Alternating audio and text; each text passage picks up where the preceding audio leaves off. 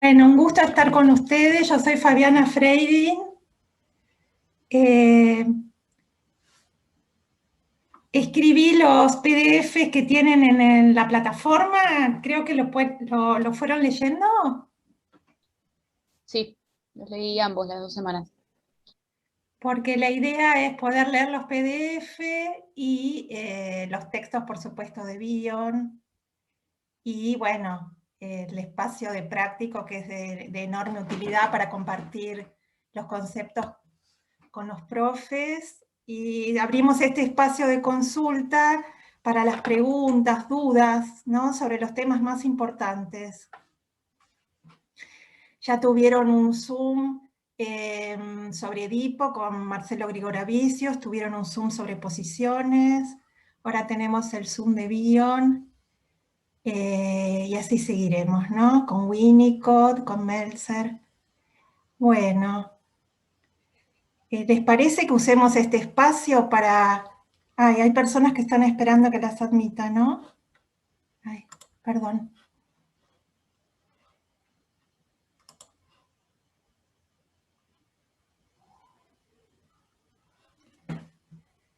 Estoy ahí admitiendo los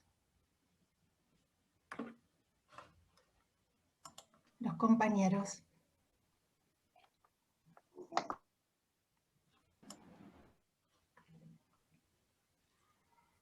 Hola, buen día. Buen día. Buen día, profesora. Hola, ¿cómo está? Buenos días.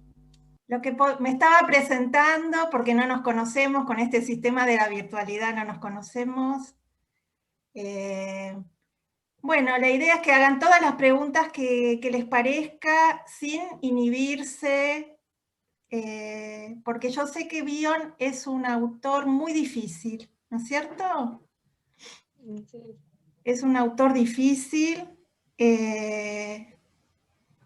que habla en un lenguaje bastante complicado, toma los conceptos freudianos, porque él es freudiano y es kleiniano. En ese punto es muy freudiano también, y sigue los lineamientos de Klein. Entonces, él va a dar, por supuesto, algunos conceptos. Cuando ustedes leen Volviendo a Pensar, van a ver que él da, por supuesto, conceptos sobre el aparato psíquico, habla de la represión, habla ¿no?, del pensamiento, de la psicosis, de la pérdida de realidad. Bueno, toma un montón de conceptos freudianos, y también es un autor post-kleiniano que no hace críticas a Klein, sino que la toma en su totalidad, y toma la teoría de las posiciones, la posición esquizoparanoide, la posición depresiva, la envidia. Entonces supone que nosotros tenemos que conocer todos estos conceptos para poder entender lo que nos va a proponer respecto de la psicosis, del pensamiento y de los grupos, que son los tres grandes temas, ¿no? Hay más temas, pero en este punto son los tres grandes temas en lo que nosotros estamos viendo en la cursada. ¿Ustedes pudieron seguir la lectura de Bion? ¿Les resultaba demasiado complicado?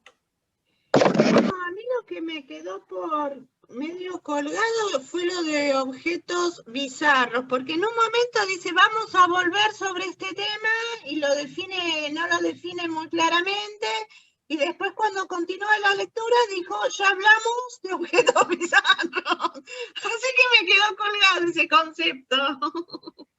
Bueno, porque eso lo desarrolla en el capítulo 4 y en el capítulo 5 de Volviendo a Pensar. ¿Viste? Vos capaz que lo leíste en el capítulo 4, lo sigue desarrollando en el capítulo 5. Bueno. Vamos a esperar que sigan entrando los compañeros y vamos contestando. Una pregunta sería sobre los objetos bizarros. ¿Cuál sería otra pregunta que se les ocurre? Yo tengo una pregunta sobre ataques al vínculo. Quería saber si cuestiones características que se encuentran en lo que es el ataque al vínculo se pueden encontrar en personas no psicóticas. O si se puede identificar esos rasgos, o si eso es por otra cosa, digamos, ¿no? No sería específicamente ataques al vínculo. Claro, está muy bien. También tengo acá una pregunta que me pasó Débora Bortiri sobre el pensamiento verbal y la posición depresiva. ¿Está la persona que la hizo, la pregunta? Porque hay alguien que transmitió esta pregunta. De todos modos, este teórico queda grabado, así que si no está la persona que la hizo, lo puede consultar después. Les aclaro que cuando se acaban los 40 minutos volvemos a entrar a esta misma reunión, ¿sí? Perfecto. Porque no nos va a alcanzar el tiempo. Bueno, para contestar estas preguntas hay que entender que Bion habla de que en todos los sujetos existe una parte psicótica y una parte no psicótica de la personalidad. Él no, lejos de hacer un diagnóstico de estructura, él cree que estas dos formas de funcionamiento mental están en todos los sujetos. Que en algunos sujetos están muy exacerbada la parte psicótica y seguramente ahí nos encontremos con pacientes esquizofrénicos o pacientes con sintomatología psicótica, la manera de alucinaciones, ¿no? O delirios. Pero hay pacientes donde el funcionamiento de la parte psicótica, si son no psicóticos, es realmente difícil de detectar, ¿no? Y se detecta a través de señales. Entonces lo que él propone es pensar, basado en la teoría de la posesión esquizoparanoide y la posesión depresiva de Klein, que existiría un funcionamiento que él llama psicótico, ¿no? Parte psicótica de la personalidad, y otro funcionamiento no psicótico, ¿sí? En todos los sujetos. Aún en los pacientes más perturbados, que tendrían un funcionamiento a predominio de fenómenos psicóticos claramente reconocibles, hay una parte no psicótica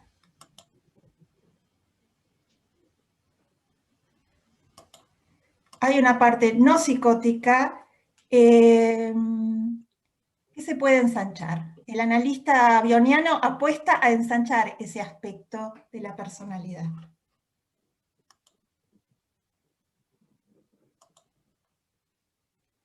Estoy tratando de admitir a alguien. Ahí está.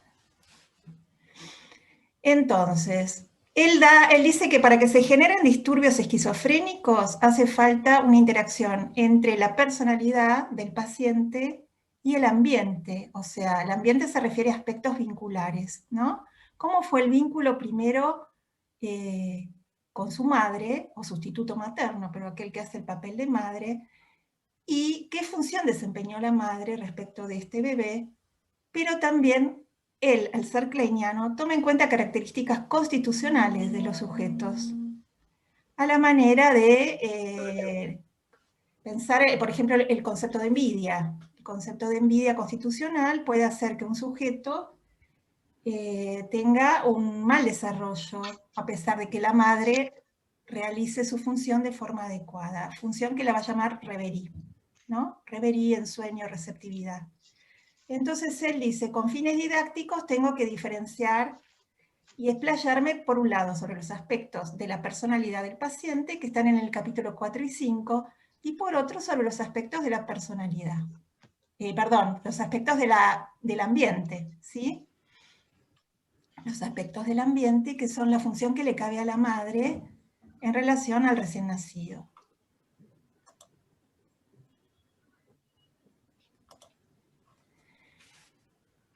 Entonces, cuando él describe la parte psicótica de la personalidad, describe 4 características. ¿Ustedes las leyeron? Las numera. Las va numerando. 4 características.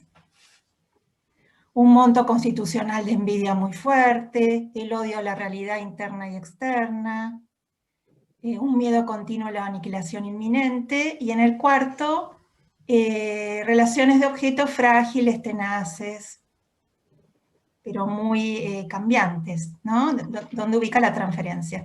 Todo esto no hace falta que lo escriban, porque esas 4 características están en el PDF y están en el texto de Bion. Pero cuando habla de las primeras características, la 1 y la 2, habla del odio a la realidad y de un monto enorme de envidia, tan grande que hasta los vínculos de amor se transforman en odio y en sadismo. O sea que ahí tenemos un factor innato desde el punto de vista kleiniano y bioniano. ¿Hasta ahí me siguen? ¿Se acuerdan cuando Klein hablaba de la envidia como una envidia constitucional? Sí, un monto constitucional de envidia que socava la relación amorosa con el objeto, los primeros vínculos, y que por lo tanto, si no es contrarrestado con introyecciones, esta envidia todo el tiempo pulsando lleva a que se destruyan los primeros vínculos y sobre todo los vínculos sobre los que se va a constituir la personalidad.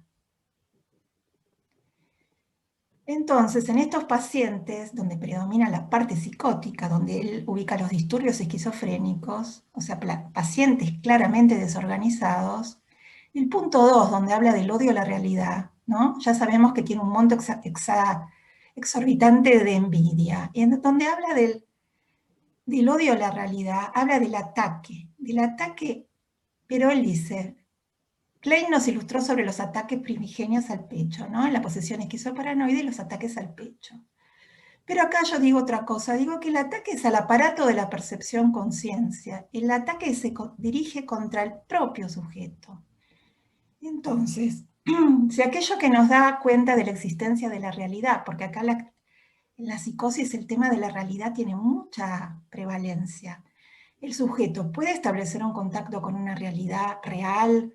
El sujeto está en una realidad propia que no puede compartir, una realidad terrible, que le genera miedo. ¿Y la realidad del paciente esquizofrénico? ¿La realidad interna, diríamos? ¿O puede darse cuenta de la realidad externa? Para que pueda haber una adecuada diferenciación interno-externo, consciente-inconsciente, tiene que haber un adecuado funcionamiento del aparato psíquico. Acá Bion nos dice que en el paciente psicótico hay un ataque al propio aparato psíquico. De modo que el aparato psíquico queda pulverizado, se forman las partículas. ¿Vieron que hay un concepto que él dice que es el concepto de partículas? Las partículas son expelidas, expulsadas de la personalidad y colocadas en objetos externos, ¿no? Formándose así los objetos bizarros. Acá respondiendo a la pregunta de Claudia. Los objetos bizarros, objetos extraños, son objetos extraños, ¿sí? Formado por un aglomerado de partes. Un aglomerado de partes quiere decir que las partes expulsadas de la personalidad son funciones de la personalidad, que dan cuenta de la existencia del mundo exterior.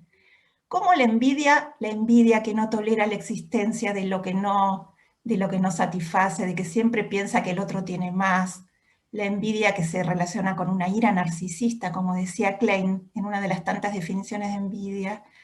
¿Cómo hace el paciente para no sufrir esa envidia? Sino es anulando todas las funciones que le dan cuenta de la existencia del objeto. Entonces se van atacando en mayor o menor medida la vista, el oído, ¿no? La palabra, o sea, todos sentidos que vinculan al objeto entendido como externo, pero también a los objetos internos. Y entonces, estoy admitiendo, y por eso me detengo porque estoy admitiendo, todo lo que tiene la función de vincular va a ser atacado, y en este caso la vista, el oído, no el órgano, ¿no? Porque si esa persona va a hacerse un estudio de ojo, ve bien, o un estudio de oído, escucha bien. El tema es el ataque a las funciones, el ataque a la función de ver, a la función de escuchar, el ataque a la palabra. Todas estas funciones son atacadas, y las más damnificadas son las funciones ligadas al lenguaje, ¿no? Al lenguaje, al pensamiento, por ende, a la representación palabra, a la memoria.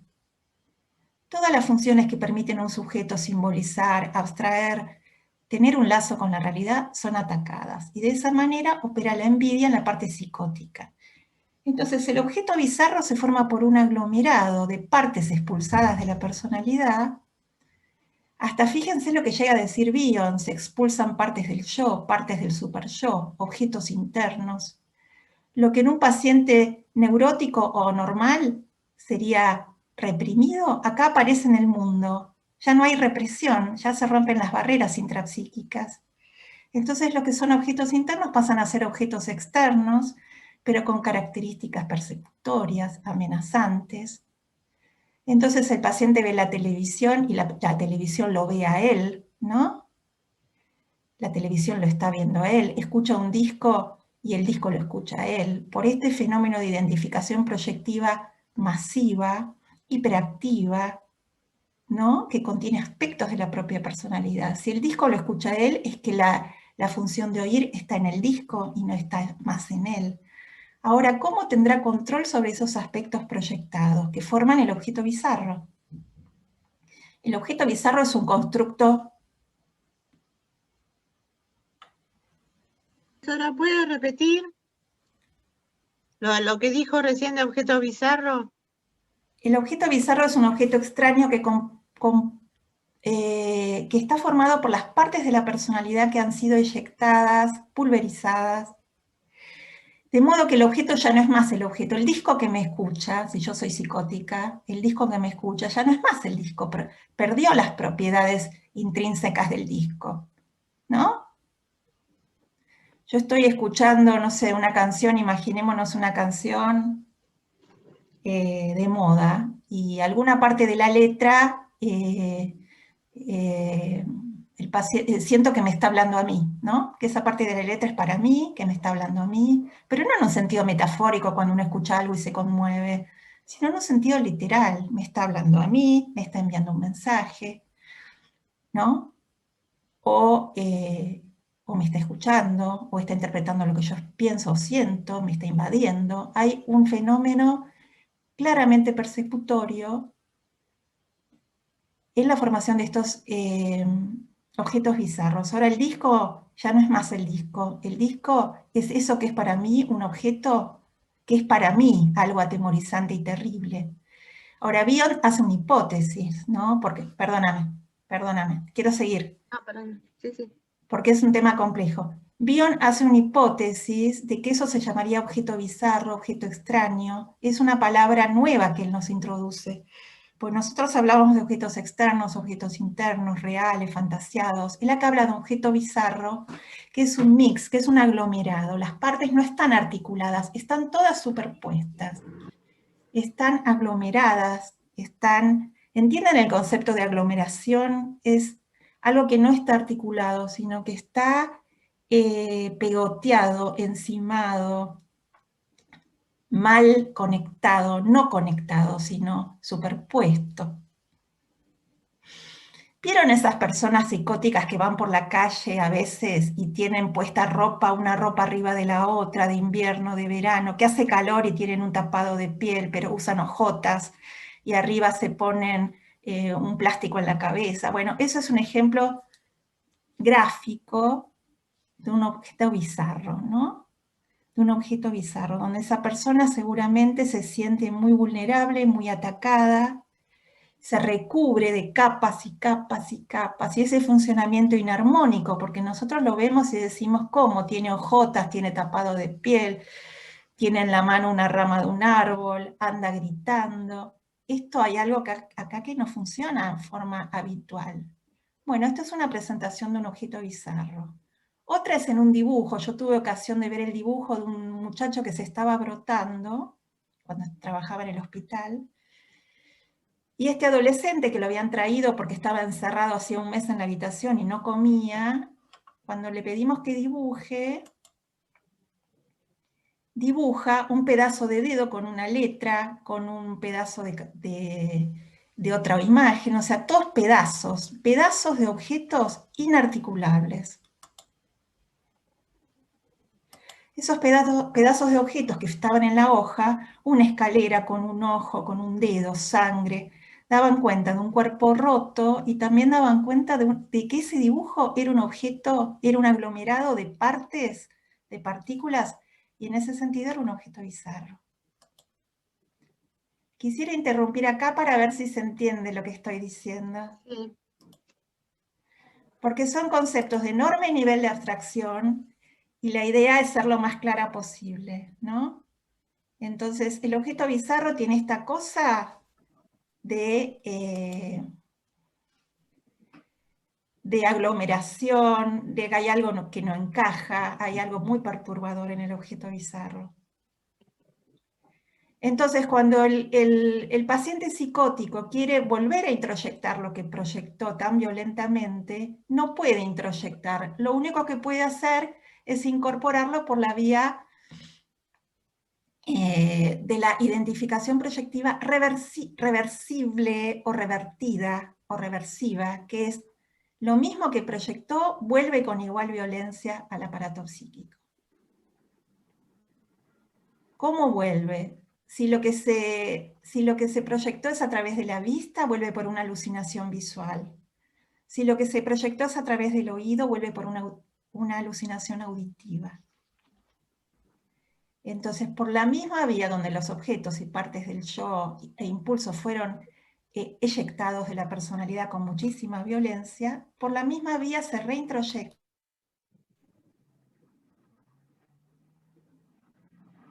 Profe, disculpe, pero se mutió. Estamos... Profe, estás muteada, no se escucha. Listo, ya estoy. Por la misma vía que se expelió, por la misma vía retorna. Pero ese retorno es terrible, es un retorno persecutorio. A veces el paciente no puede tolerar ese retorno. Por un lado es un intento de restitución, de rearmar su yo que ha quedado totalmente pulverizado. Pero es una vuelta muy aterrorizante. ¿Hasta acá entienden? ¿Tuvieron contacto con este tipo de pacientes o leyeron a través de películas o a través de alguna situación? ¿Tuvieron contacto con esto para que se hagan una imagen de lo que yo les estoy transmitiendo?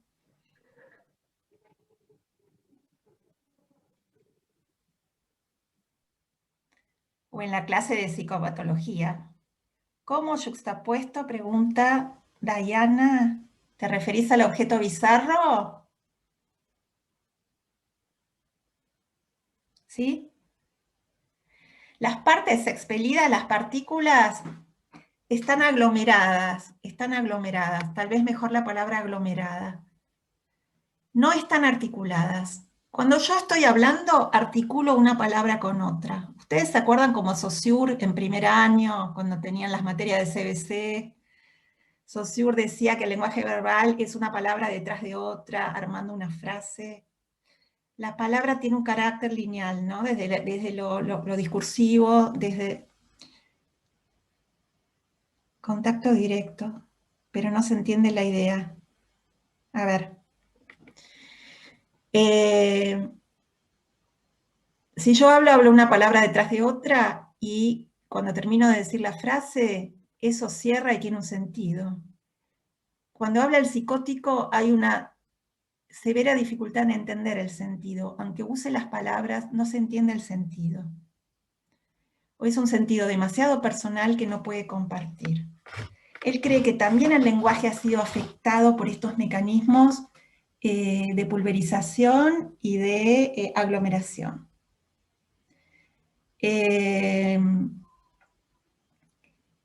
Si yo hablo, yo articulo. Articulo por oposición, digo blanco-negro, digo grande-chico, digo Juan tiene un corazón inmenso, y es una metáfora, ¿no? Juan tiene un corazón inmenso. No quiero decir que el órgano del corazón es grande y necesita un ecocardiograma. Estoy diciendo que tiene un corazón inmenso porque es alguien bueno. Eso es una metáfora. Eso implica que estoy simbolizando. Cuando no funciona la metáfora y hay un ataque al pensamiento, equipara, pero no simboliza, como dice Diana. Entonces, si yo digo, no, yo no tengo un corazón inmenso, doctora, yo tengo un corazón normal, me lo dijo mi cardiólogo, ¿no? Ahí tenemos una equiparación, no tenemos una simbolización. Esto va de la línea del objeto bizarro, todo esto va en la misma línea. El objeto bizarro es un objeto, que puede ser que el disco me mira, que mi vecino es un objeto bizarro que me persigue, o ese dibujo que les comenté es un objeto bizarro. Y otra es cuando funciona la parte no psicótica de la personalidad, con la represión y con la introyección, donde hay una adecuada discriminación entre yo no yo, entre consciente e inconsciente, donde los conflictos son intrapsíquicos, donde hay un inconsciente reprimido. Yo ahí puedo simbolizar y puedo decir una cosa por otra y ustedes me entienden, ¿no? Profe, Sí, dale. ¿le puedo hacer una pregunta? Sí, con respecto a esto de los objetos bizarros, ¿puede ser que haya, por ejemplo, no sé, una alucinación visual o algo así que no necesariamente ataquen al yo? O sea, que sea una alucinación de gratificación, por ejemplo. Pero eso no condeciría con un objeto bizarro. Eso podría ser, hay momentos, por eso después voy a ir a la parte no psicótica, si querés. Buenísimo. Sí, mi duda más que nada era si necesariamente sí o sí los objetos bizarros tienen que ser, tipo, atacar al yo, digamos. Los objetos bizarros son el resultado de un yo pulverizado. Cuando vos tenés un objeto bizarro, ya tuviste una pulverización. ¿Sí? Puede ser que el paciente se refiera al presente, al pasado, todo confundido. Ahí tenés un objeto bizarro, ¿no? Cuando hay confusión, cuando no hay distancia. Ahora, cuando vos tenés una alucinación en un duelo, por ejemplo, un momento alucinatorio, o una persona que se está despertando, ¿vieron que hay momentos donde uno se está transitando de la vigilia al sueño y hay alucinaciones como pseudoalucinaciones o alucinosis o momentos donde por fragmentos de tiempo vemos algo? Eso puede ser un funcionamiento de la parte psicótica, pero no en un paciente psicótico. ¿Me entendés? Ay, te perdí el nombre. Mateo. Sí. Mateo. Sí, sí. Gracias, profe. En un duelo, ¿vieron que uno va por la calle y le parece que vio a la persona amada que pasaba?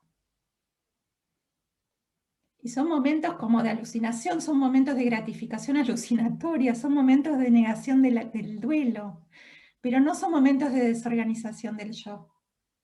Por eso es delicado el tema de entender los conceptos de bio, no en un sentido de psicopatologizar, pero sí de precisar, ¿sí? Si hay pérdida de realidad, si hay pérdida de tiempo, si hay un lenguaje deteriorado, ahí tenemos la parte psicótica operando. Profe, Sí.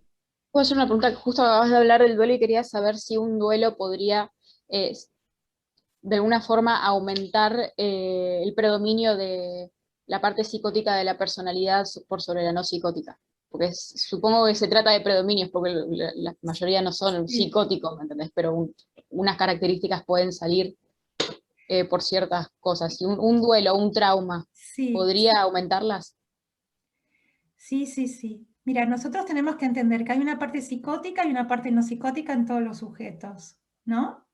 O sea que hay algo que en un sujeto neurótico puede haber momentos donde la simbolización falla, momentos críticos, ¿no? Momentos de duelo, momentos de crisis personales muy fuertes, donde uno dice que su psiquismo tambalea, ¿no? ¿Vieron cuando uno tiene esa sensación? ¿Vieron que Klein dice que el duelo hace temblar toda la estantería? Lo dice como una conmoción en el mundo interno, ¿no? Que no solo el sujeto en duelo reconstruye al objeto perdido, sino todo su mundo interno. ¿Se acuerdan esa frase? ¿La recuerdan? Bueno, espero que sí. Cuando el mundo interno tambalea, cuando el duelo es tan intolerable, sobre todo en sujetos con altos mecanismos esquizoparanoides, ¿no? Con un predominio de defensas de la posesión esquizoparanoide, puede ser que el dolor del duelo no sea tolerado y lo lleve regresivamente a la posición esquizoparanoide. Eso ustedes lo vieron con Klein. Y en ese sentido, acá nos dice que en 10 minutos terminamos y reconectamos, ¿sí? Entonces, puede ser que haya momentos de alucinación, que haya momentos de pérdida de realidad en un sujeto en duelo, y que con análisis, con la ayuda de sus seres queridos, de su entorno, pueda salir de esa situación y que no se trate de otra cosa que de una situación transitoria. También sujetos que están internados en terapia intensiva y que están en coma farmacológico, ¿no? Pueden después al despertar tener estos fenómenos de despersonalización o fenómenos pseudopsicóticos que no lo son, sino que tienen que ver con cuestiones neurológicas y con el tiempo que se perdió, con el tiempo que no se vivió mientras estaban dormidos artificialmente. O sea que un paciente tenga una alucinación o un momento alucinatorio no lo hace para nosotros psicótico.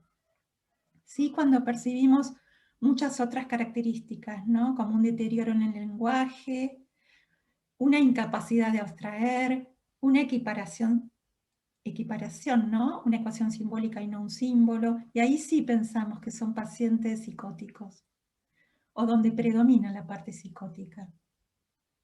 No sé si te contesté, Mateo o Valentina, ¿no? Los que preguntaron. Sí, me Sí, recontestó. sí, profe. Son temas muy Gracias. complejos. Por ejemplo, en la pubertad. En la pubertad yo he visto muchos pacientitos, muchos niños y niñas con momentos alucinatorios, que uno diría, bueno, ¿compro psicosis ahí o no compro psicosis? No la compro.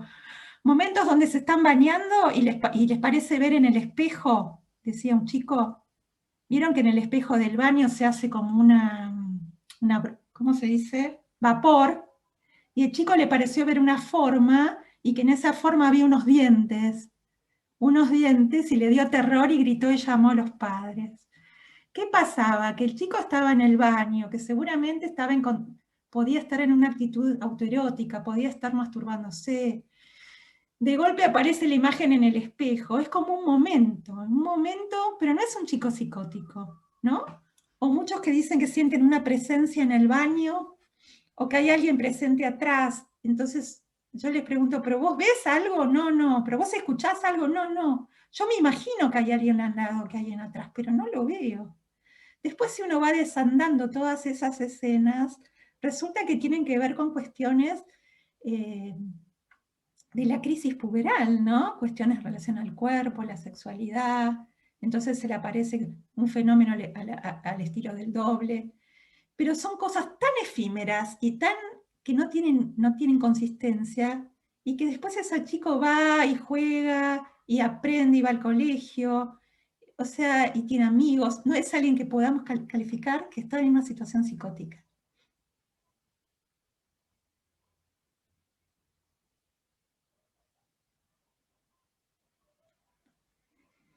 Para que ya, digamos que predomina la parte psicótica, tiene que haber un conglomerado de elementos. Y también el tipo de transferencia, ¿no? Que es una transferencia en bruto, es una transferencia masiva, es una transferencia que no tiene ajuste, digamos, que no tiene moderación, es una transferencia que puede ser el analista lo más grande del mundo y de golpe lo peor del mundo, y así como confío en vos y te cuento, después vos me vas a perseguir y todo lo que yo te dije lo vas a contar, o vos querés que yo hable para gozarme. Una vez una paciente dijo, claro, mientras yo le cuento mi drama, usted está cobrando dinero, ¿no? Ella sentía que nadie la podía escuchar si no era con avidez y con envidia y con un interés malo. No que había un analista que la escuchaba para entender y para poder ayudarla. Entonces ese era ese tipo de transferencia masiva, ¿no? Del lado del analista una fuerte contratransferencia también. Una transferencia que a veces impide pensar, que a veces aletarga o que da angustia al analista, porque son transferencias muy, muy masivas. Entonces todos estos son indicadores clínicos del predominio de la parte psicótica. Que predomine la parte psicótica en un momento no significa que el sujeto no pueda luego ensanchar su parte no psicótica, ¿no? Porque no es un diagnóstico de estructura, como el que hace la escuela francesa, donde si no se dan ciertas operaciones, entonces no va a haber cambio de un pasaje de lo psicótico a lo neurótico. Acá no hay una operación clave, hay un conjunto de mecanismos, de ansiedades, de mayores equilibrios o desequilibrios. ¿Entienden este modelo? ¿Les parece muy loco?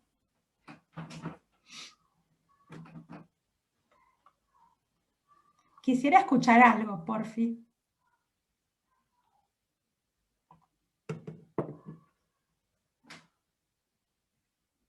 ¿Se entiende? Porque Sí, profe, ustedes se entiende, se entiende. vienen con una escucha sobre la estructura, ¿no? Sobre si se dio, bueno, si se inscribió el nombre del padre o los tiempos lógicos del psiquismo. Acá tenemos otra cuestión, ¿no? Cuestiones que son, desde la teoría de las posiciones de Klein, reinterpretadas en Bion. Y es una teoría muy, muy, muy ajustada a la clínica. Sí. Rosario, ¿querés decir algo? Sí, no, yo quería decir de que esto a veces pasa, que uno está tan acostumbrado a escuchar esto de las estructuras, de que uno pertenece a uno y no puede pasar a otra estructura, que me pasó lo mismo con esto de las posiciones, que era como medio raro pensar de que puede predominar uno, puede predominar la otra, y no es que si, bueno, predomina una va a predominar por el resto de tu existencia. Es como... Claro. Vos imaginate que alguien pierde ahora a sus familiares por COVID, y de golpe perdió a la madre, al padre, está enfermo, pueden activarse fenómenos de la parte psicótica. Una angustia desbordante, sentimientos de persecución, momentos donde tambalea el yo, ¿no? Momentos de alucinación, pero son momentos. Si esta persona está en un análisis, se le va dando sentido a lo que le pasa. Que él de golpe pierde todo, tiene miedo de perder todo, hasta tiene miedo de morirse él mismo. Entonces, es el contexto también el que ayuda, ¿no? A entender cómo puede haber una desorganización momentánea que no lo condena a un funcionamiento psicótico. Ahora, si las características constitucionales, si el modo en que se estructuró esa persona fue desde lo esquizoparanoide, bueno, ahí va a estar más expuesto a un desmoronamiento más severo, ¿no? Una persona donde siempre se manejó con incisiones muy severas, donde ya recurría al splitting, bueno, su yo está en más desventaja, en mayor desventaja respecto de otros sujetos que han estado más integrados. Ahora, cuando volvamos al otro Zoom, quiero hablar también de los grupos.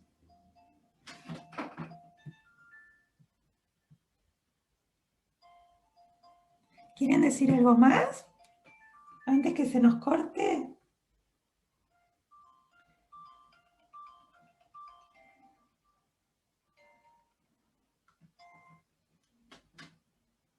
¿Les quedó alguna duda de esto que dije? ¿Les parece muy raro?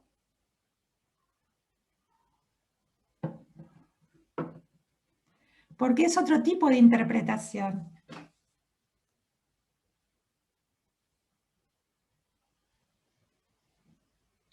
La parte psicótica no simboliza, por ejemplo, es uno de los grandes axiomas de Bion. La parte psicótica no simboliza. El paciente donde predomina la parte psicótica no tiene memoria, no tiene inconsciente reprimido, no tiene sueños, cuando le parece que sueña son alucinaciones, solo tiene el lenguaje como método de descarga. Sí, este Zoom va a quedar guardado. Me están preguntando si va a quedar guardado. El paciente no dispone de lo que le da la libertad, ¿no? La libertad de la imaginación, la libertad de la fantasía, la libertad de la metáfora. A veces también tener sentido del humor da libertad, porque uno está en una situación muy límite, ¿no? Y se le ocurre un chiste, una broma. Es algo que tiene que ver con la simbolización plena, la capacidad de usar el sentido del humor. ¿No es cierto? Entonces la llave para la libertad que lo da la simbolización y que la aporta la parte no psicótica, es lo que el paciente donde predomina la parte psicótica no tiene. El paciente esquizofrénico no tiene esa llave para salir de su dolor psíquico tremendo. Solamente tiene esas vivencias que lo abruman, ¿no? Que lo llenan de terror. Había una pregunta sobre el pensamiento verbal. El pensamiento verbal es el que tiene que ver con las palabras, como bien se dice, ¿no? El nombre lo indica. Él cree que hay un pensamiento inconsciente, como dice Freud, un pensamiento inconsciente, preverbal, un pensamiento primitivo, y que dice que está asociado más a lo visto que a lo oído, ¿no? Y que esas primeras informaciones que se van registrando a través de los sentidos, que son datos que provienen del olfato, que provienen del gusto, que provienen de lo visto. Todos los primeros datos se van almacenando en ideogramas o ideografías. Se van armando matrices de ideogramas y ideografías que se van vinculando entre sí. Ese es el pensamiento primitivo. Cuando ese pensamiento primitivo que se forma en la posición esquizoparanoide, ¿no?, se va instalando y con el acceso a la posición depresiva empieza a funcionar el pensamiento asociado a las palabras. Esos pensamientos primitivos preverbales ahora se asocian a las palabras. De manera que ahí podemos hablar del lenguaje verbal.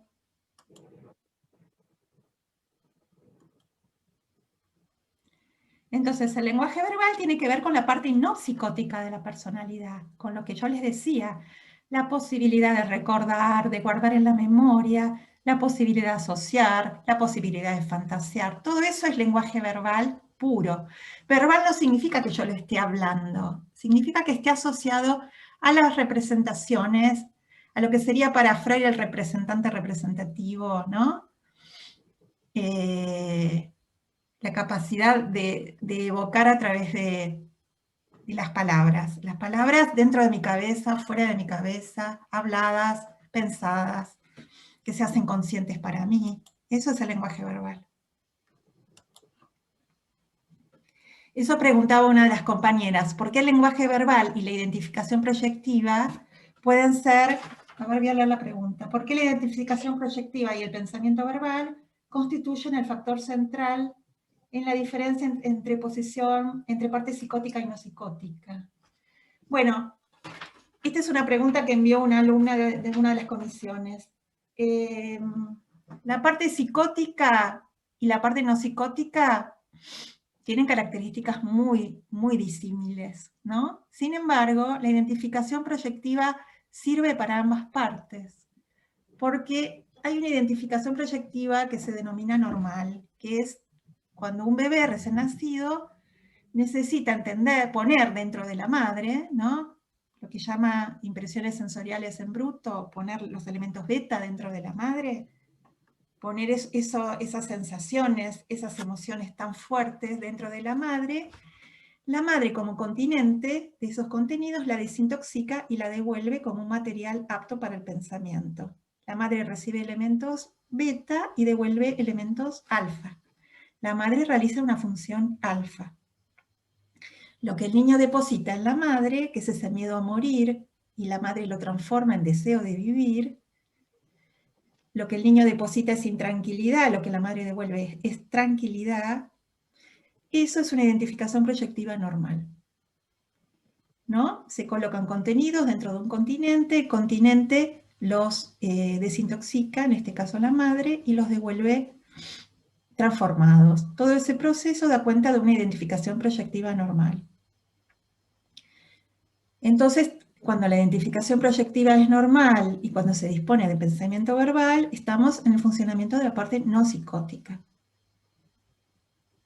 Yo ponía en el PDF un ejemplo de una persona que se encontraba con otra y venía la persona con los ojos llorosos y entonces la amiga le decía, ¿te pasó algo? ¿Estás mal? O sea que esa identificación proyectiva, que eran esas lágrimas, generaba en el otro un efecto de comprensión, de sentido, había una proporción entre unos ojos húmedos, un llanto, una expresión, y que esto tiene un nombre. Estoy triste, me dejó mi novio, tengo miedo, etc. Eso es una identificación proyectiva normal.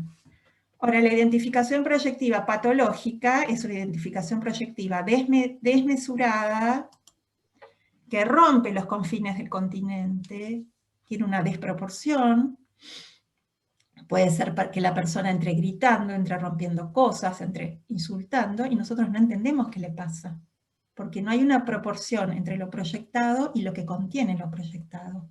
Esa no es una identificación proyectiva normal.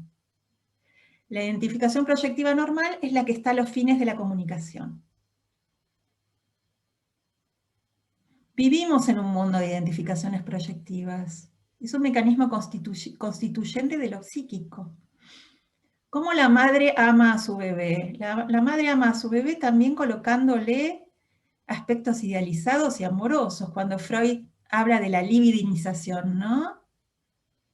De la madre hacia el bebé. La madre pone en el bebé expectativas, ilusiones, van a ser mi hijo, va a ser un bebé hermoso. La madre no lo conoce todavía, pero por identificación proyectiva pone en esa representación de bebé algo, ¿no?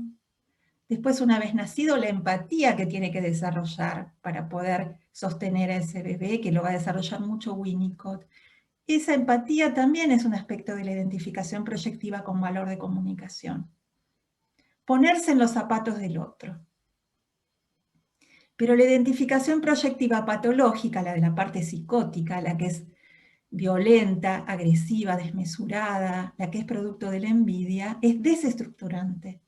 Y lo que hace no es permitir una comunicación, sino por el contrario romper la comunicación. Y eso engancha con la pregunta sobre ataques al vínculo, ¿no? Que me habían preguntado los ataques al vínculo para la parte psicótica y la parte no psicótica sería... Si está la compañera que preguntó sobre los ataques al vínculo. Los ataques al vínculo es cuando la parte psicótica ataca, rompe todos los enlaces, ¿no? Romper los enlaces es romper la relación de una persona con otra, pero también es romper la relación entre una idea y otra, entre una representación y un afecto. Todo lo que es enlace, que es pulsión de vida, la pulsión de muerte lo rompe. Y en este caso hablamos de ataques al vínculo. Ataque a todo lo que tiene función de vincular. La persona no tiene memoria, no tiene noción de tiempo, no tiene noción de espacio. Son alteraciones gravísimas de la personalidad. El ataque al vínculo también se ve en la transferencia. El paciente, él pone el ejemplo de un paciente que empieza a tartamudear, porque las palabras son las que transmiten sentidos, entonces se ve atacada la palabra. Por supuesto son funcionamientos inconscientes, ¿no? No es que la persona se lo proponga. O el paciente que no podía dormir porque tenía miedo que su mente incontroladamente se desparrame y rompía esa relación, dice Bion, entre él y su almohada que podía generar un sueño. Es también muy metafórico Bion, ¿no? Bion es un autor muy metafórico. No lo podemos tomar algunas frases en sentido literal, ¿no? Pero sí tiene observaciones clínicas muy buenas, ¿no? Cuando dice que el paciente psicótico se siente ni vivo ni muerto, en un mundo de objetos amenazadores, y sin fantasía, sin metáfora, sin ninguna capacidad simbólica que lo asista. ¿Quieren hacer alguna pregunta respecto de esto o pasamos al tema de grupos, que a veces decían que el tema de grupos había quedado medio truncado? ¿Qué prefieren? Profe, yo quería preguntar, con respecto a la madre como continente, Sí. o sea, ¿podría funcionar otra persona como continente o tiene que ser solo la madre? Por ejemplo, si la madre no puede cumplir correctamente esa función, ¿podría ser el padre o solamente es la madre? Bueno, cuando Bion se refiere a la madre, a la función alfa, la función de Reverie de la madre, habla específicamente de una madre, ¿no? Dice la madre ama al bebé y ama al padre y ama al hijo, dice, ¿no? Ama al bebé y ama al hijo, y desde ese lugar está abierta a recibir los objetos del objeto amado, está abierta a recibir todos los objetos del objeto amado, o sea, los elementos beta. Está abierta a recibir el temor, a recibir el odio, la frustración del bebé, todo esto está dispuesta a recibirlo y a procesarlo. Pero nosotros sabemos que no todas las familias hay una madre y un padre, ¿no? Hay familias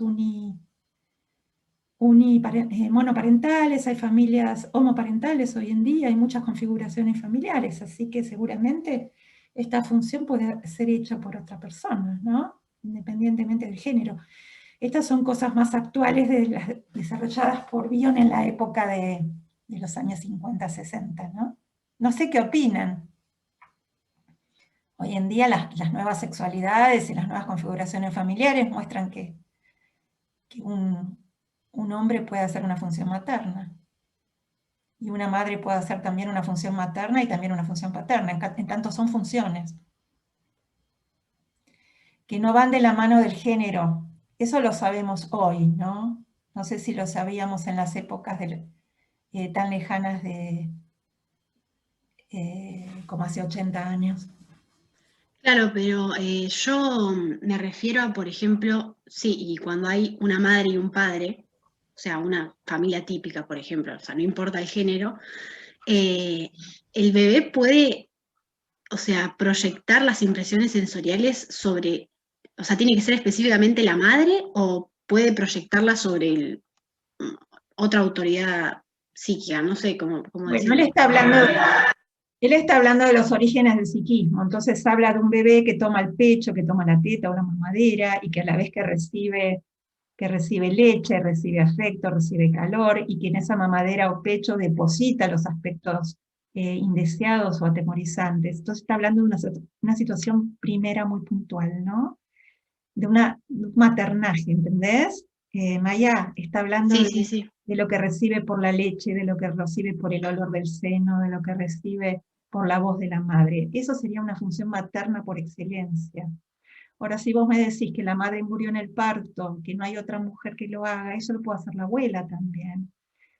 También lo podría hacer el padre, ¿entendés? Lo que apunta no es, apunta que el bebé nace, el cachorro humano, como se dice hoy en día, nace indefenso, el bebé nace indefenso y prematuro. El bebé necesita, según Bion, encontrar un pecho, un objeto que satisfaga, y satisfacer en los primeros tiempos de la vida también es alojar lo displacentero y el dolor. Entonces, mientras toma la leche, el bebé deposita, a su vez que internaliza, introyecta la leche, internaliza un objeto que calma. Ahora, ¿quién es la persona que hace esa función? Lo podemos discutir, pero no es la función paterna freudiana, ¿se entiende? Sí. Entonces la madre da significado. La madre empieza a ser alguien o algo importante para ese bebé, es algo que calma. Es una experiencia que cada 2 o 3 horas, en alguien que todavía no tiene noción de tiempo, lo calma. Toma la leche tiene un sabor, un olor, la madre lo mira a los ojos, la madre lo canturrea, le habla, lo acaricia. Todo eso va armando la noción de pecho, la concepción de pecho, y más adelante de madre, cuando entienda que es una persona, al principio es un pecho. Esa es la función a lo que refiere Bion con Reverie. Esa función de Reverie la hace la madre. Una vez que se instala en el bebé una capacidad para pensar y para entender, que es la capacidad, la madre le prestaba su aparato para pensar pensamientos a alguien que tiene pensamientos y no tiene quien los piense. La madre le presta su aparato para pensar, y cuando el bebé internalice un aparato para pensar, pensará por sí mismo sus propios pensamientos. Ahí sí puede recurrir al padre como otras personas, ¿sí? Y sí serán depositarios de identificaciones proyectivas. Pero hay una función que es estructurante de lo primero del aparato psíquico, que tiene que haber un otro que haga esta función. Puede ser el pecho, puede ser la mamadera, tiene que ser alguien constante, siempre la misma persona. Y con la misma disposición psicológica. Porque si hoy le da la mamadera a la madre, mañana le da el padre, pasado la vecina, no lo miran, no le hablan, eso es una alimentación fisiológica, pero no tiene todo el correlato emocional de la experiencia completa de la que está hablando Bion, que ya hablaba Klein. ¿Se entiende? Más adelante la función continente la hace tu mejor amiga, la hace tu analista. Cuando vos vas y decís, estoy mal, no sé qué me pasa, no entiendo, no puedo dormir, bueno, pensemos, a ver qué pasó. Esa es la función alfa que la hace un analista. Pero la función de Reverie es la función alfa que hace la madre. Y la hace desde su propia capacidad simbólica. La madre tiene que tener una capacidad simbólica también ella. Profe, Sí. yo tenía otra consulta con respecto a la barrera de contacto. No termino de entender bien. Sé que lo que logra es esta división intrapsíquica, y es que entendí bien, entre inconsciente, consciente. Cuando la madre devuelve los elementos alfa, la madre La madre ha desintoxicado los elementos beta, ¿no? Los ha digerido, los devuelve como elementos alfa. Los elementos alfa arman una división dentro del psiquismo. Se conectan unos con el otro, arman una barrera semipermeable, se conectan, se articulan, no se pegan, no se aglomeran. Y esa barrera semipermeable arma la división entre consciente e inconsciente, que sería, en términos freudianos, la represión primaria. Ahí se funda una división intrapsíquica, solo con los elementos alfa, ¿sí? Gracias, sí. Por eso, cuando la parte psicótica ataca los elementos, no solo ataca lo que pasa en el momento, sino que ataca los elementos alfa y la barrera de contacto que ya se había formado, y por eso el aparato psíquico se rompe. Cuando la madre no desintoxica y devuelve solamente elementos beta sin procesar, se forma la pantalla de elementos beta, que es una barrera aglomerada.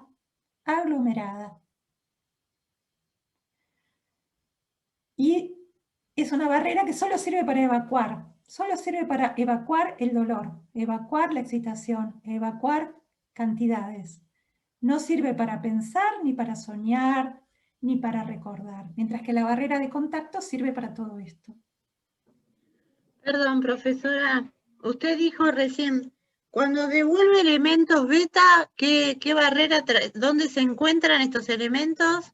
En la pantalla de elementos beta. Ah, pantalla de elementos beta. La pantalla de elementos beta es refractaria, es una pantalla, ¿viste? Es como Sí. que el chico llora y la madre llora. El chico llora y la madre dice, ay, este chico no me lo banco. Una paciente que yo atendí, bueno, cuando la bebé lloraba, ella no lo podía tolerar, agarró y la tiró en la cuna. Y vino el padre y la asistió. La madre, el llanto de la bebé la volvía loca. Ella decía que el llanto la volvía loca. A punto que la mujer tuvo un trastorno de la audición. Fíjense esto de la parte psicótica, ¿no? En pacientes no psicóticos. No le descubrían nada con los estudios de oído, pero ella había perdido la audición. O había sido alterada su audición, sentía todo el tiempo un eco. No es que había perdido, sentía un eco. Es como que el llanto de la bebé le desarrolló en ella ese aspecto de intolerancia absoluta. Era una paciente muy exitosa en su profesión, quiso a toda costa tener un hijo, pero cuando tuvo el hijo no tuvo la capacidad de adaptarse a esas necesidades del recién nacido, ¿no? No pudo hacer el reverí. El reverí ahí parece que lo hacía el padre, ¿no? Pero por un defecto de la madre. La madre recién conectó cuando la nena fue más grande y pudo hablar. Cuando era una bebé que tenía que tomar la teta y todo eso, la madre no la aguantaba, no la pudo amamantar. ¿Qué quiere decir? Que había algo en ese vínculo primero que no se pudo dar. Y que fue de alguna manera compensado con el padre. Evidentemente la bebé tenía un componente constitucional muy bueno que pudo soportar estas fallas de reverí de la madre.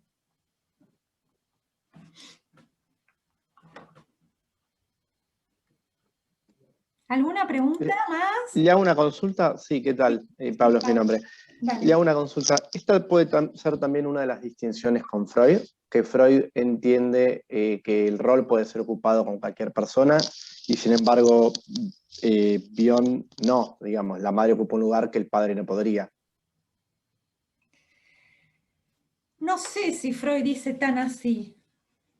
Freud habla de la madre, ¿no? Las funciones de apuntalamiento, la madre como asistente del bebé. Lo que pasa es que Freud no se explaya. Freud no se explaya. No, bueno, a lo mejor yo lo interpreto así, no, probablemente no, a lo mejor no lo termino de digerir, pero nos habían explicado en más de una materia que es un rol, digamos, la madre es un rol, no es una figura femenina únicamente, sino que con que haya una persona que se encargue y que le dé esos cuidados, así sea a través de nutrirlo con una mamadera, era suficiente para esa entrega de líbido, que lo libidiniza, no hace falta que sea la madre. Pero yo no lo estoy contradiciendo, ¿eh? No, pero como aclaró que la madre es este lugar continente que no puede ocupar lo otro, lo entendí así. No, la función de la madre. No, yo estoy hablando de lo mismo que estás diciendo vos. Ah, ok. Lo que pasa que Freud no se explayó y fueron los autores ingleses, cuando vean Winnicott, van a ver que Winnicott tiene un llamado al pie de página que dice, esto Freud lo esbozó en el proyecto, pero yo acá lo desarrollo. Hago una teoría de esta frase, de la madre como asistente en el proyecto. La madre como asistente de la experiencia de satisfacción. Entonces Freud no se dedicó a esto. Los autores ingleses, como trabajan con perturbaciones muy severas de lo psíquico, fueron a trabajar al primer año de vida y lo vieron minuciosamente, como que lo fueron desmenuzando. ¿Entendés, Pablo? Claro, Entonces se ocuparon de algo que Freud a lo mejor no, dice que usted. Freud lo dio por sentado, Freud hace una teoría magistral sobre la función paterna. Y sobre el Edipo. Bien. Y sobre el Edipo, ¿sí? Acá estamos hablando. Gracias. Hay alguien que se tiene que silenciar, no sé. El primer año de vida es muy importante. Suponete, Pablo, que el bebé, la madre muere en el parto, o que el padre tiene el hijo por vientre subrogado, como hay ahora, ¿no? Y entonces es una pareja de hombres que cría un bebé, entonces que no habría función materna. Sí hay función materna. Lo que pasa es que la función materna tiene que ser alguien exclusivo que haga eso. Desde esa disposición, desde una identificación maternal la tendría que hacer el hombre, ¿entendés?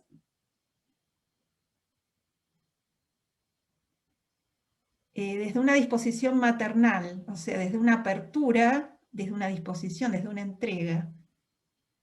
Eso va más allá del género. Lo que pasa es que en esa época las cuestiones de género no se tocaban como se tocan ahora en nuestra mente, no tienen la gravitación que tienen ahora. Pero no importa tanto quién lo hace, importa que haya alguien estable que lo haga. Puede ser una abuela.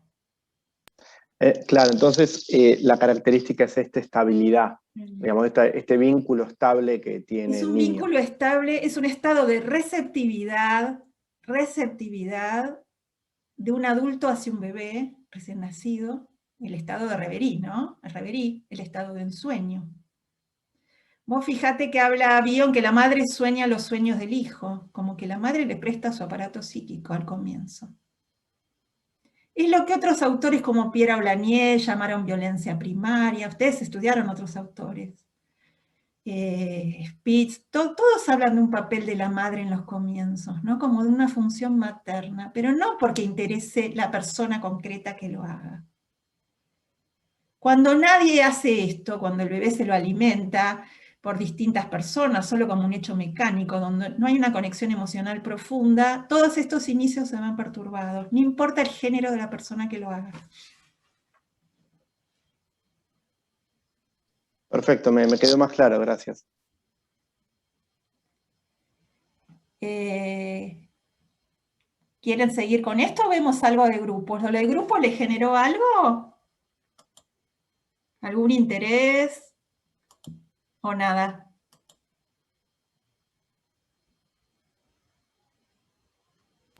Sí, profe, podemos seguir con los grupos que no lo vimos en otro lado. ¿Leyeron algo de grupo, algo de teórico? Sí, leí la presentación teórica. Porque Bion hace un estudio muy interesante sobre los grupos, basándose en los textos de Freud, Psicología de Masas, Tótem y Tabú. Él hace una profundización del concepto de los grupos. ¿Qué pasa cuando las personas se agrupan?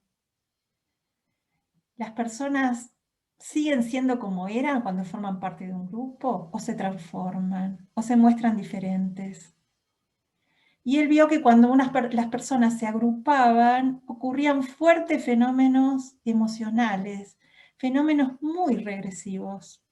Personas que eran muy inteligentes y pensantes se volvían impulsivas, perdían esa capacidad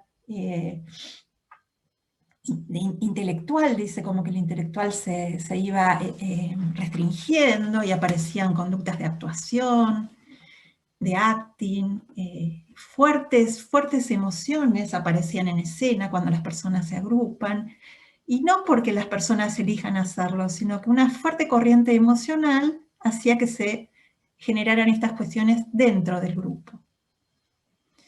Entonces se puso a estudiarlo. Él primero trabajó con grupos en la guerra, con enfermos, pacientes que tuvieron que salirse del campo de batalla, y luego trabajó con pequeños grupos en la Tavistock Clinic de Londres con pacientes neuróticos, ¿no?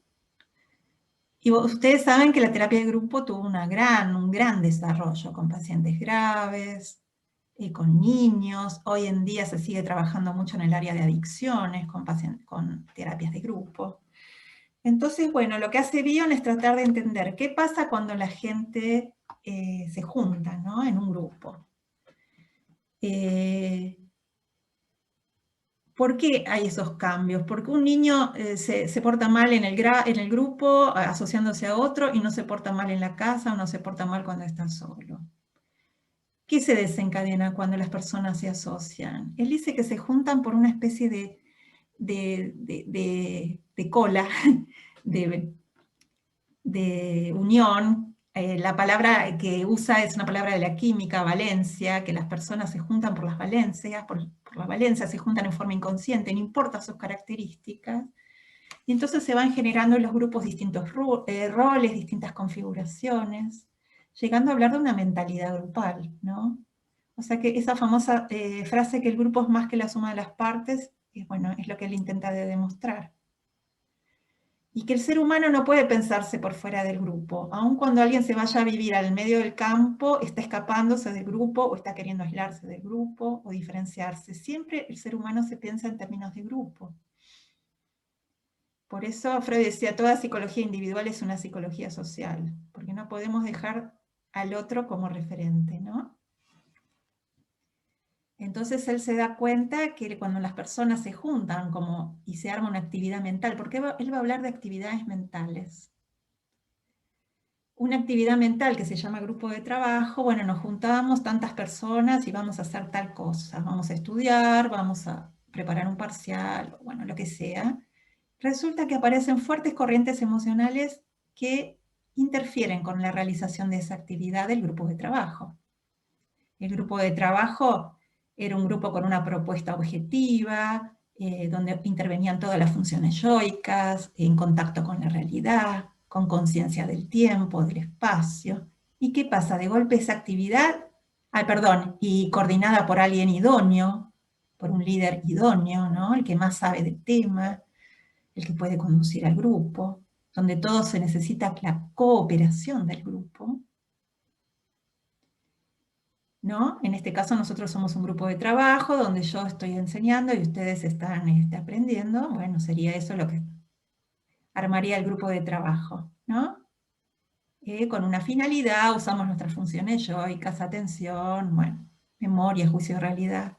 De golpe, supónganse que pasa algo, que esta actividad se ve entorpecida, porque pasa algo, irrumpe algo, alguna situación, y eso es lo que pasa cuando el grupo se ve obstruido, la actividad del grupo de trabajo se ve obstruida, y empieza a funcionar con otra actividad mental que denomina grupo de supuesto básico. Y lo que hace el grupo de supuesto básico es interferir, ¿no? Interferir, aparecen fuertes corrientes emocionales, un funcionamiento regresivo. El grupo de supuesto básico está fuera del tiempo, se resiste al cambio, se resiste a la idea nueva. El grupo de supuesto básico no aguanta la idea nueva. Y entonces siempre busca inmovilizar. Y ahí lo que aplicaría son las ansiedades psicóticas de Klein, ¿no? De las posiciones. Para Freud, cuando el grupo se juntaba, la masa, por ejemplo, ponían en la figura del líder, se identificaban entre sí como hermanos y dependían del líder, ponían su ideal del yo en el líder que oficiaba de padre, ¿no? En el psiquismo de los sujetos.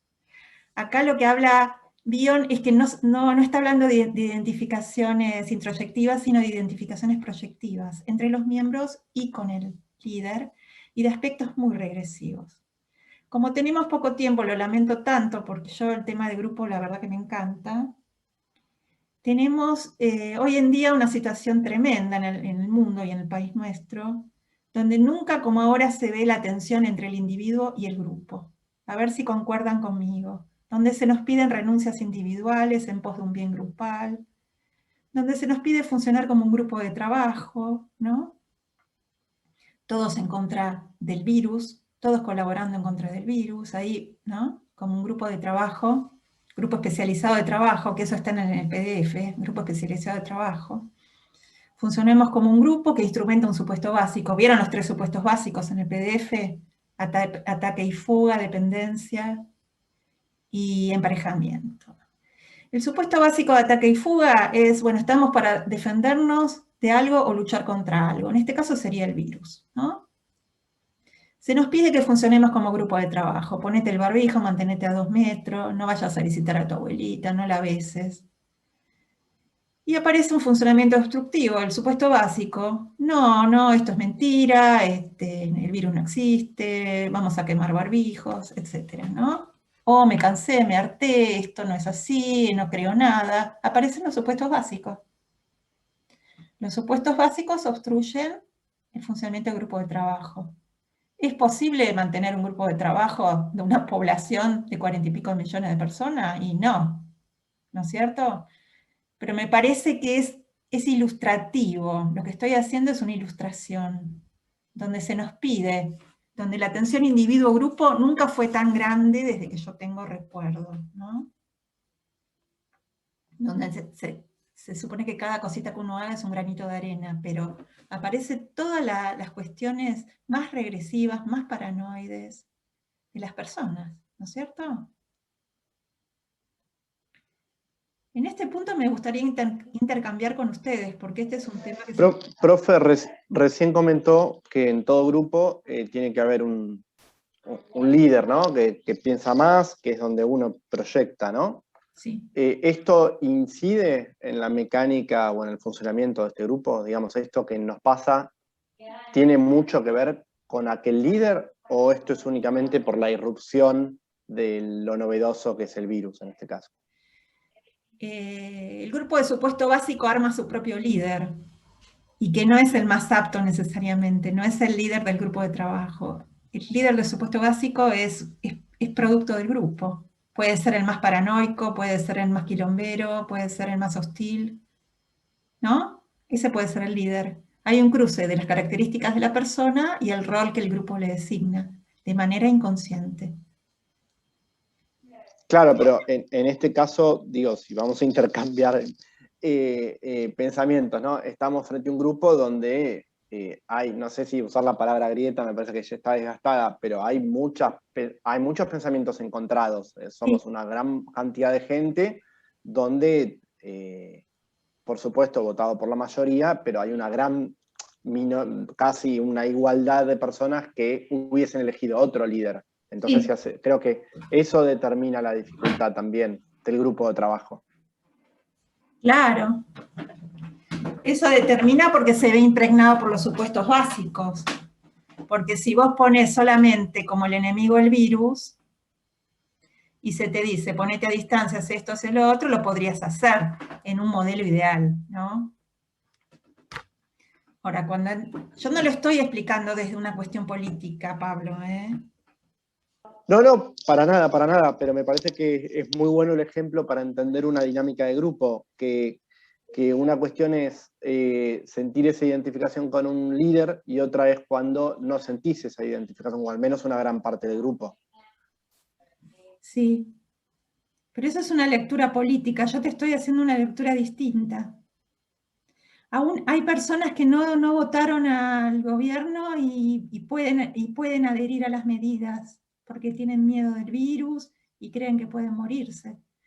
Entonces, no quiero hacer la lectura desde el bipartidismo, todo eso, porque es mucho más complejo y tendría que venir un antropólogo y un sociólogo. Y yo estaría diciendo barbaridades, ¿entendés? Lo que quiero decir... No, por supuesto, no quería meterme en ningún territorio político. No, me refiero no a que es porque no creas políticamente en el líder. Por ejemplo, ayer fue una manifestación en Rosario con un médico antivacuna, médico por la verdad, no sé qué. Se armó un grupo espontáneo que ungió a esa persona como líder, ¿entendés? Claro. Esa persona dio un discurso de que no había que usar barbijo, que era toda una macana, que la vacuna era una porquería, que te ibas a morir, que era una bomba genética, que un vacunado no se puede después tener un hijo con un no vacunado. Ese grupo ungió a ese líder en esa tarde en la plaza. Ese es un grupo de supuesto básico. No importa si votaron, si no votaron, si no votaron, si votaron A o a B. Importa que de esa situación puntual de ataque y fuga, donde ahí, ¿quién es el enemigo? La vacuna, el gobierno, los otros médicos, ¿no? Sí, sí, Digamos, sí, a lo cada mejor cada me grupo arma malinterpreté su yo. enemigo, cada grupo arma su enemigo. No es necesario, no tiene que ver ni con la racionalidad, ni siquiera con la realidad, porque el grupo de supuesto básico va más allá de la realidad. Porque vos podés tener una realidad a quién votaste, eso tiene que ver con la realidad. Pero esto no tiene que ver con la realidad. Esto es que esas personas representan un tipo de mentalidad, la que cree que le van a implantar un chip, que lo van a envenenar con la vacuna. Después estará otro grupo de fanáticos que idolatran a las autoridades vigentes, ¿entendés? En un grupo de dependencia. Es otro de los supuestos básicos. Y que cree todo lo que lo dicen sin pensamiento crítico. Ese es un grupo de dependencia. Por eso no decía la lectura en lo político. Yo me metí en este brete porque me parece que todo el tiempo lo grupal, lo institucional y lo comunitario está en juego en esta pandemia. Profe, otro ejemplo de eso, de supuesto básico, podría ser el caso de los padres que se aunaron para pedir la reapertura de las clases presenciales. ¿Y por qué lo ves como grupo de supuesto básico? Y porque veo que, por ejemplo, se plantearon una idea en común, un pedido en común, digamos, si bien no tienen un líder definido, pero sí un representante que los habló por ellos, a los medios y todo eso, y porque tienen una idea, un enemigo común, que es el cierre de la escuela, y es por eso más que nada. Y hay una expresión conjunta de un deseo de una tarea, como una tarea conjunta a cumplir un objetivo común, que es la apertura de las clases presenciales. Y ahí no se ve tanto como grupo de supuesto básico si tuvieran una tarea de apertura de las clases presenciales, porque de hecho presionaron y lo lograron. Claro.